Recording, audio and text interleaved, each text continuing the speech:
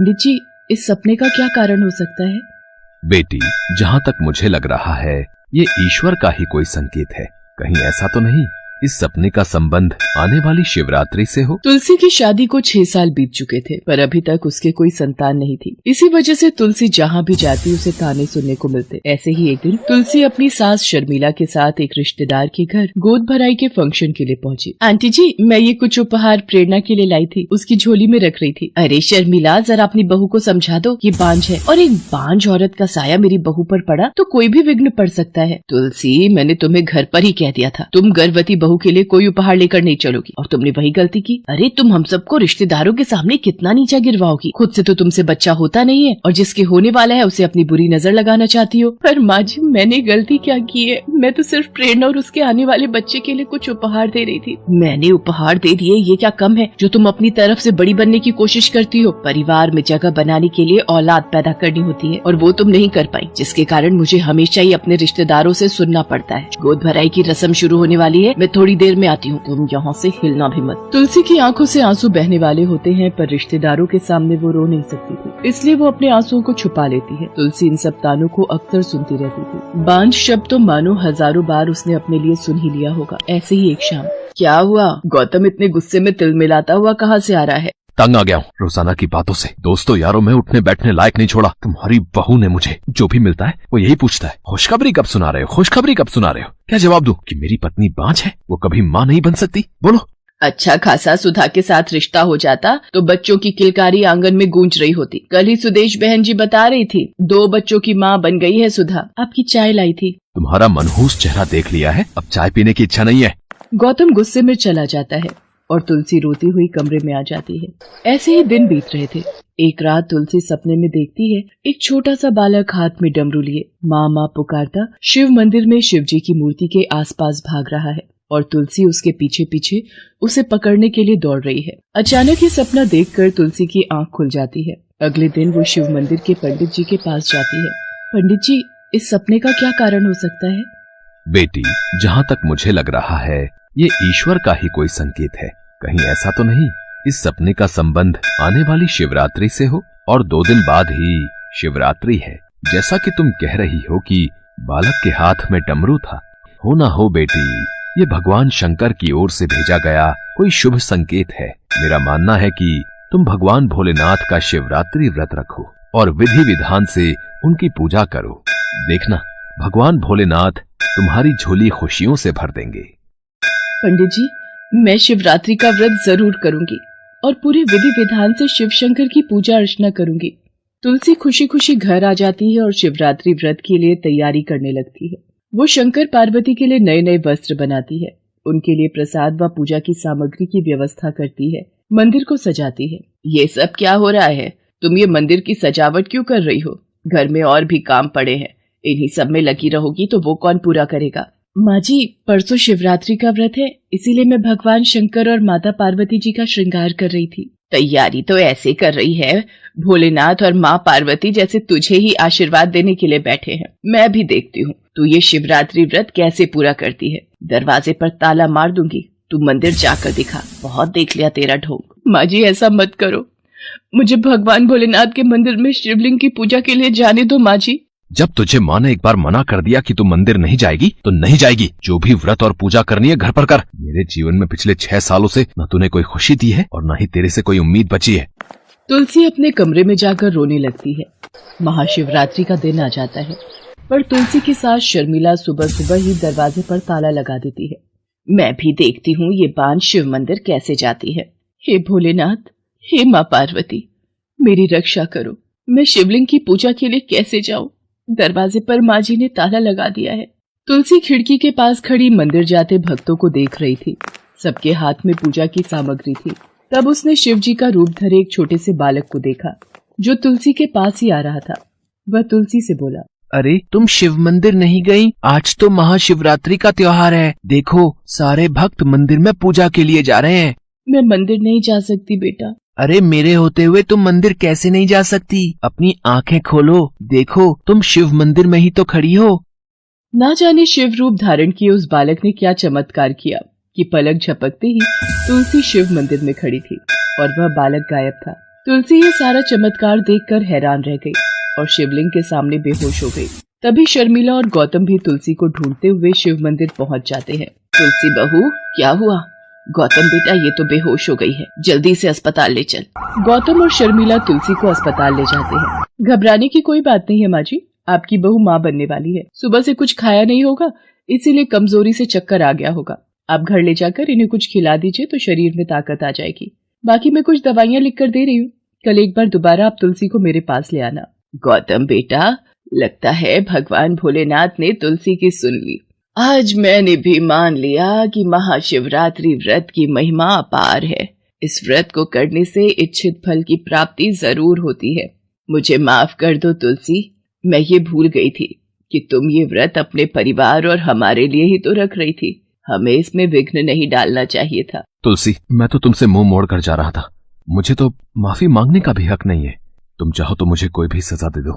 ऐसा मत कहो, मैं तो आपके बिना रह ही नहीं सकती। मैं आपसे बिल्कुल भी नाराज नहीं हूँ। तुलसी ने उस शिव रूपी बालक के रूप में साक्षात भोलेनाथ के दर्शन किए थे। वो मन ही मन प्रभु को धन्यवाद करती है। महाशिवरात्रि व्रत करने से तुलसी की सूनी गोद भर जाती है। वो अपनी सास और पति के साथ भगवान शिव के मंदिर में जाती है और पूरे विधि विधान से शर्मिला, गौतम और तुलसी मिलकर शिवलिंग की पूजा अर्चना करते हैं। भगवान भोलेनाथ ने तुलसी की मनोकामना पूरी करके तुलसी की झोली खुशियों से भर दी थी। पंडित जेठानंद जी भगवान भोलेनाथ के बहुत बड़े भक्त थे। वो वाराणसी में रहते थे। शिव मंदिर में एक पुजारी के पद पर वो कई वर्षों से सेवा कार्य कर रहे थे। शिव पुराण, शिव व्रत उद्यापन, शिव चालीसा और शिव भजन कीर्तन आदि की पूजा विधि का कार्य वो भली भांति संभालते थे। अरे पंडित जी, आज आप बड़ी सुबह सुबह ही तैयार हो गए। सुशीला, आज किसी के घर में सावन सोमवार की पूजा है तो वो शिव पुराण का पाठ करवाना चाहते हैं, इसलिए मंदिर में पूजा कार्य करके सीधा उन्हीं के घर चला जाऊंगा। आने में शाम हो जाएगी। पंडित जी शिव मंदिर में पूजा करके उन लोगों के घर पहुंचते हैं जहां शिव पुराण का पाठ करवाना था।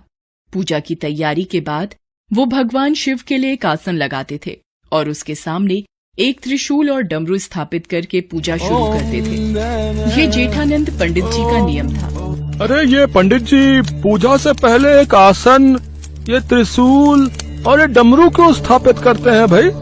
जेठानंद पंडित जी से जब भी पूछते हैं वो यही कहते हैं कि जब वो पूजा करने लगते हैं तो स्वयं भगवान शिव उनकी पूजा सुनने के लिए इस आसन पर विराजित होते हैं। ये तो श्रद्धा भाव है पंडित जी का, तभी तो विश्वास के साथ ये आसन लगाते हैं, है कि नहीं?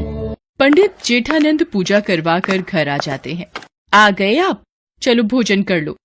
अब कल से तो आपको मंदिर में भी समय लगेगा। शिव मंदिर में भक्तों की भीड़ लगनी शुरू हो जाएगी। हाँ, कल शिवरात्रि है तो सभी कावड़िये शिवलिंग पर जलाभिषेक करेंगे।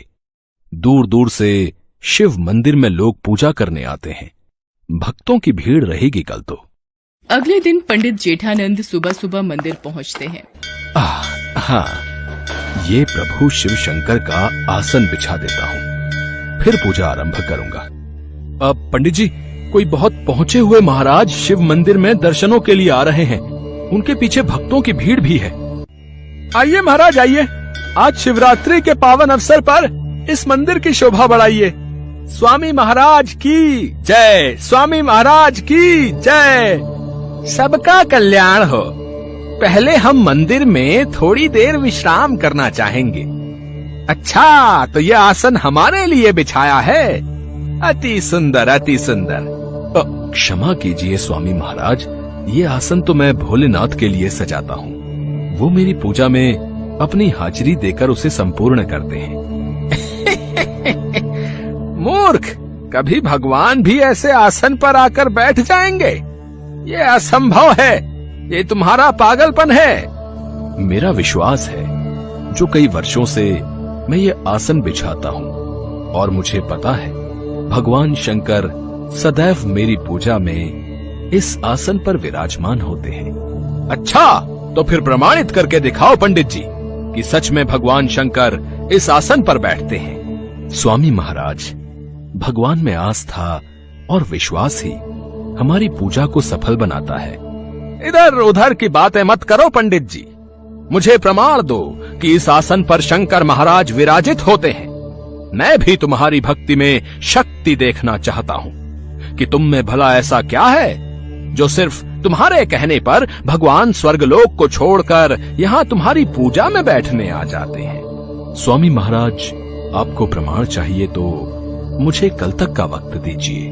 पर मैं कैसे विश्वास कर लूं कि पंडित जी आप कोई चालाकी नहीं करेंगे? अगर आपको मुझ पर विश्वास नहीं है तो आप ये आसन अपने पास रखिए और कल जब मैं इसे पूजा के समय यहाँ रखूंगा, बस आप इसे यहाँ से उठाकर कहीं और रख देना, आपको प्रमाण मिल जाएगा। ठीक है, यदि तू सच्चा भक्त होगा तो मैं तेरा सेवक बन जाऊंगा, और यदि तू असफल रहा तो तू इस मंदिर को छोड़कर चला जाएगा। मुझे आपकी शर्त मंजूर है स्वामी महाराज।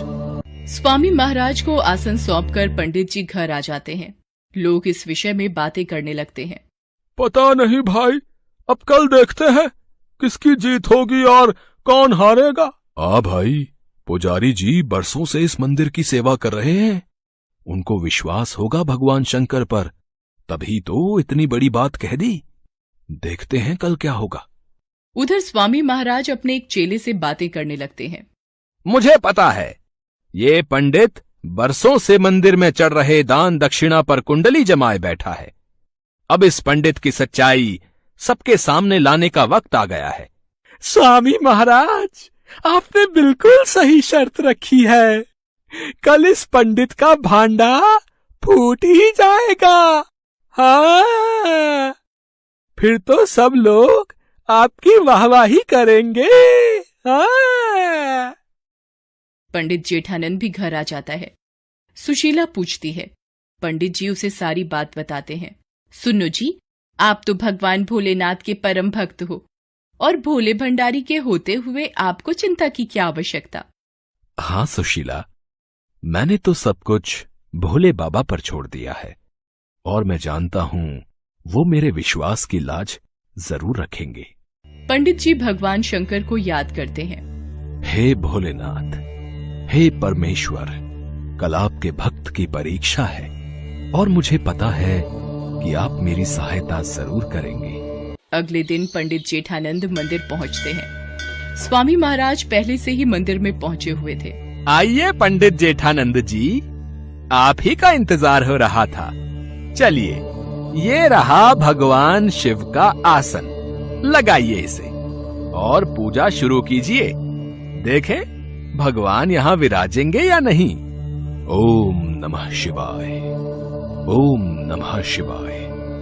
हे शिव शंकर, यदि मैं सच्चे हृदय से आपका नाम लेता हूँ, यदि मैंने अपने शिव शंभू की सदैव सच्चे मन से पूजा की है, तो मेरे भोलेनाथ आज यहाँ विराजो। हे नीलकंठ, आज यहाँ विराजो। पंडित जी शंकर भगवान का स्मरण करके मंत्र जाप कर रहे थे। स्वामी महाराज तो बस इसी इंतजार में थे कि कब पंडित जी का विश्वास टूटे और वो पंडित जी को झूठा साबित करें। तभी स्वामी महाराज, यदि आपको लगता है भगवान शंकर इस आसन पर नहीं बैठे, तो क्या आप इस आसन को उठाकर दूसरी जगह रख सकते हैं। अरे, इसमें कौन सी बड़ी बात है। रुको, अभी इस आसन को वहां सामने रख देता हूँ। दूध का दूध, पानी का पानी अभी हो जाएगा। अरे, ये आसन उठ क्यों नहीं रहा। ये तो टस से मस भी नहीं हो रहा।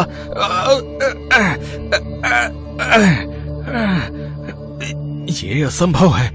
अरे, मैं तो जोर लगा रहा हूँ, ये आसन उठाना मेरे लिए मुश्किल है। तो क्या सचमुच भगवान शंकर इस पर बैठे हुए हैं। तभी स्वामी महाराज को महसूस होता है जैसे किसी ने उनके हाथ को ही छिटक दिया हो। वो घबरा जाते हैं और पंडित जी से क्षमा मांगते हैं। सब लोग इस चमत्कार को देखकर आश्चर्य में पड़ जाते हैं। हे महादेव, आप सचमुच इस आसन पर बैठे हैं, मुझे यकीन हो गया।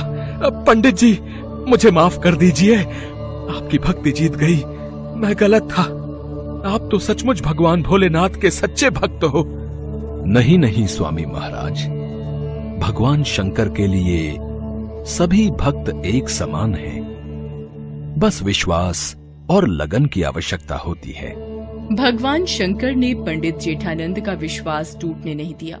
स्वामी महाराज को पता चल गया था कि पंडित जेठानंद की भक्ति में बहुत शक्ति है और वो शक्ति सभी के पास होती है, बस उसमें श्रद्धा का दीपक जलाने की जरूरत